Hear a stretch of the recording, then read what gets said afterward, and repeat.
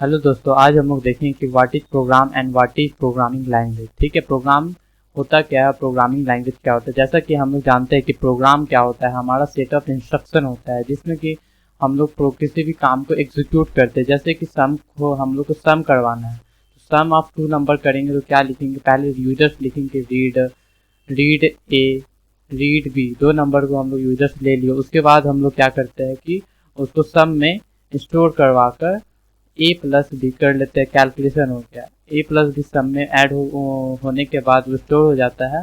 उसके बाद हम लोग प्रिंट करते हैं प्रिंट करते हैं हमारे सम को प्रिंट करते हैं। तो यूजर देखते हैं, यूजर ये क्या है, एक इंस्ट्रक्शन, ये भी क्या इंस्ट्रक्शन है, ये भी क्या हमारा एक थर्ड इंस्ट्रक्शन, ये सेकेंड इंस्ट्रक्शन है।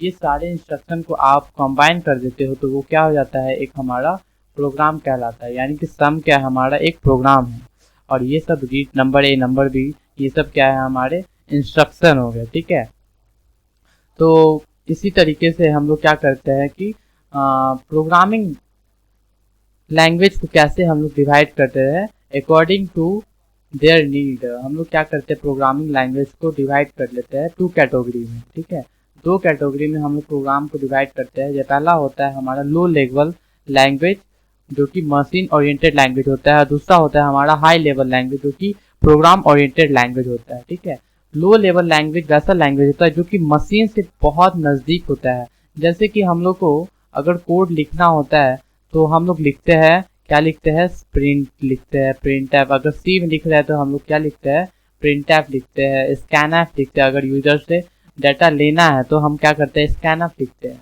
लेकिन क्या कंप्यूटर हमारे इस लैंग्वेज को समझ पाता है, तो वो है नहीं। कंप्यूटर हमारे इस लैंग्वेज को नहीं समझ पाता है, वो हमारे लैंग्वेज को नहीं समझता, वो 0 और 1 के लैंग्वेज को सिर्फ समझता है। ठीक है, तो 0 और 1 की लैंग्वेज को समझता है, तो वो जो लैंग्वेज 0 और 1 से बहुत करीब होता है उसी को कहते हैं हम लोग लो लेवल लैंग्वेज, जो कि मशीन ओरिएंटेड लैंग्वेज से भी जाना जाता है। ठीक है, तो उसके बाद दूसरा होता है हमारा हाई लेवल लैंग्वेज, जो कि हमारा क्या होता है, जो हम लोग लिखते हैं, जैसे कि प्रिंट ऐप हो गया, स्कैन ऐप हो गया, ये सब क्या हो गए, हाई लेवल लैंग्वेज हो गए, जो कि मशीन क्या करता है, मशीन समझने से पहले इसको ट्रांसलेट कर लेता है, ट्रांसलेट करता है, तब जाके मशीन उस चीज को समझ पाता है।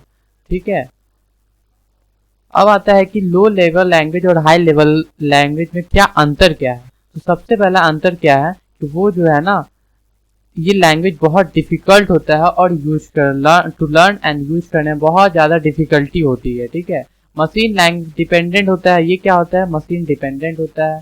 ठीक है, और इस लैंग्वेज को डिजाइन किया जाता है for the better machine efficiency, faster program execution करने के लिए किया जाता है। ठीक है, उसके बाद हमारा आता है कि machine provide a different set of mnemonics to be used that is depend only on to the processor and the machine is using. यानी कि ये क्या होता है कि प्रोसेसर डिपेंडेबल होता है। यानी कि आप चाहोगे कि कोई हम पार्टिकुलर प्रोसेसर के लिए जो प्रोग्राम लिखे वो सारे प्रोसेसर पे रन करे, तो वो हमारा नहीं हो सकता है, क्योंकि ये क्या होता है, मशीन डिपेंडेंट होता है। समझ में आ गया। उसके बाद आता है हमारा हाई लेवल लैंग्वेज, जो कि प्रोग्राम ओरिएंटेड होता है। जैसे कि हमारा क्या होता है, फॉर्टेन एक ऐसा लैंग्वेज जो कि क्या है, हमारा प्रोग्राम प्रॉब्लम ओरिएंटेड लैंग्वेज है। ठीक है, जो कि फॉर्टन, बेसिक, पास्कल ये सब मशीन इंडिपेंडेंट होते हैं। ठीक है, क्या होते हैं, हमारे मशीन इंडिपेंडेंट होते हैं, ये इजी होता है लर्न करने के लिए।